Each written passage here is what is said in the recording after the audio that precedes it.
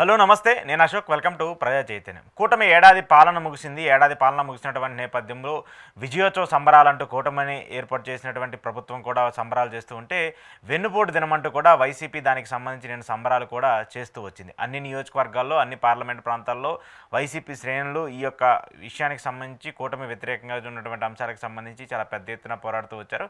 కూటమి ఏదైతే ఎన్నికల్లో హామీలు ఇచ్చిందో ఆ హామీలు సరిగా అమలు చేయలేదు, వెన్నుపోటు పొడిచారంటూ కూడా చంద్రబాబు నాయుడిని పవన్ కళ్యాణ్ గారిని టార్గెట్ చేస్తూ కొన్ని వ్యాఖ్యలు చేస్తూ వచ్చింది. అయితే ఒక విధంగా కూటమి ఏడాది పాలనకు సంబంధించి కూటమి ఎంత సక్సెస్ అయిందో తెలియదు, కానీ ఆ నెగిటివిటీని ఆ కూటమి ఇచ్చినటువంటి హామీలు సరిగా అమలు చేయటువంటి నేపథ్యం ఏదైతే ఉందో దాన్ని మాత్రం వైసీపీ నిన్న వెన్నుపోటు దినం కార్యక్రమం వల్ల ఒక ముందడుగు అయితే వేస్తూ వచ్చింది. దానికి సంబంధించి ఒక విజయాన్ని అయితే ఖరారు చేసుకుంటూ ఉంటుంది. వాస్తవానికి జగన్మోహన్ రెడ్డి అధికారం కోల్పోయిన తర్వాత 11 స్థానాలకు పడిపోయిన తర్వాత ఇంకా పార్టీ సంస్థాగతంగా ఉండదు, పార్టీ నిర్మాణంగా ఉండదు, కార్యకర్తలు యాక్టివ్గా ఉండరు.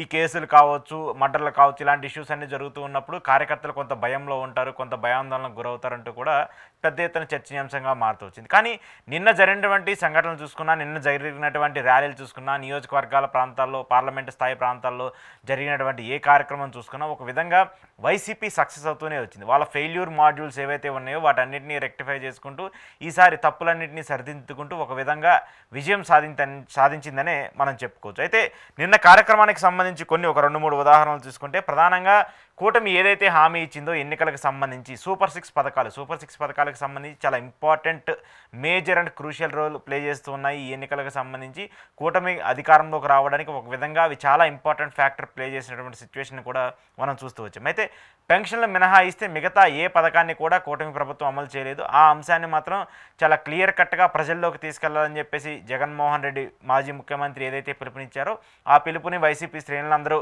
అందుకొని దాన్ని ప్రజల్లోకి తీసుకెళ్తున్నారు. అయితే ఈ ఏడాదికి సంబంధించి ఇవ్వాల్సినటువంటి హామీలు కావచ్చు, ఇస్తామన్నటువంటి పథకాలు కావచ్చు, అవన్నీ ఇవ్వలేకపోయారు. కాబట్టి ప్రజల్లో ఒక వ్యతిరేకత ఉంది అనేటువంటి ఒక భావజాలం కూడా మనకి ప్రధానంగా కనిపిస్తుంది. సో ఈ అంశాలన్నీ చూసుకుంటూ ఉన్నప్పుడు వీటన్నిటినీ కూడా మేజర్ ఎఫెక్ట్గా ప్రజలకు సంబంధించిన అంశాలుగా వీటన్నిటినీ కూడా జనాల్లోకి తీసుకెళ్లే కార్యక్రమం వైసీపీ చేసింది.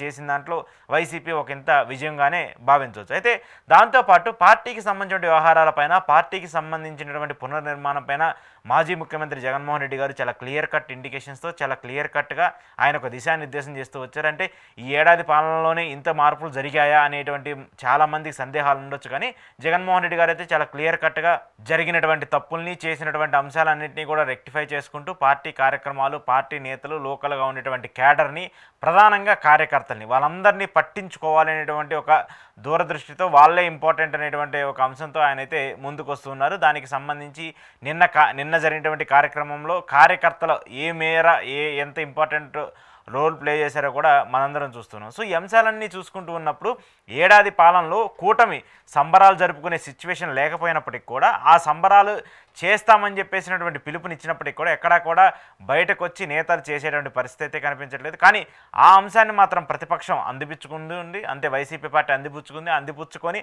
కూటమి ఇచ్చేటువంటి తప్పుడు హామీలు కావచ్చు, లేదంటే కూటమి ఇచ్చి చేస్తామని చెప్పేసినటువంటి హామీలకు సంబంధించిన అంశాలు కావచ్చు, వీటన్నిటినీ కూడా ప్రజల్లోకి తీసుకెళ్లేందుకు, ప్రజలకు సంబంధించిన అంశాల్లోకి తీసుకెళ్లేందుకు కూటమి ఒక ఎంత విజయం అయితే సాధించింది అనేటువంటి అంశం అయితే మనం ఖచ్చితంగా చూడొచ్చు. వైసీపీ దానికి సంబంధించి చాలా పెద్ద ఎత్తున పోరాటం అయితే చేస్తుంది. జగన్మోహన్ రెడ్డి ఇది ఒక ఓడిపోయిన తర్వాత ప్రజా వ్యతిరేకతకు సంబంధించిన అంశాన్ని, ప్రజలకు సంబంధించిన అంశం గురించి మాట్లాడటంలో ఒకంత మొదటి విజయంగానే వైసీపీకి సంబంధించి మనం దీన్ని భావించుకుంటూ రావచ్చు. దీన్ని కానీ కంటిన్యూ చేసుకుంటూ ఉంటూ ప్రజా సమస్యలపైన, ప్రజలకు సంబంధించిన అంశాలపైన, లేదంటే ప్రభుత్వంగా ప్రతిపక్షంగా ఉన్నటువంటి పార్టీలకు సంబంధించినటువంటి రాజకీయంగా మాట్లాడేటువంటి అంశాలపైన వైసీపీ మొదటి విజయంగా దీన్ని మనం చూస్తూ ఉండొచ్చు. అయితే ఇప్పుడు రాజకీయంగా చూసుకుంటే కూటమి ఏడాదికి సంబంధించి ఖచ్చితంగా ఏ ప్రభుత్వానికైనా ఒక 6 నెలల్లో, సంవత్సరము టైం ఇవ్వాలని చెప్పేసి అందరూ భావిస్తూ వస్తుంటారు. కానీ ఇక్కడ వైసీపీకి మాత్రము వాళ్ళు టైం ఇవ్వాలని చూసినప్పటికీ కూడా అటు కూటమి నుంచి ఎక్కువగా ఇలాంటి ఇష్యూస్ రావడం, కూటమి నుంచే కొత్త ఇష్యూస్ని క్రియేట్ చేసుకుంటూ వస్తున్నటువంటి నేపథ్యంలో దానికి ఖచ్చితంగా వైసీపీ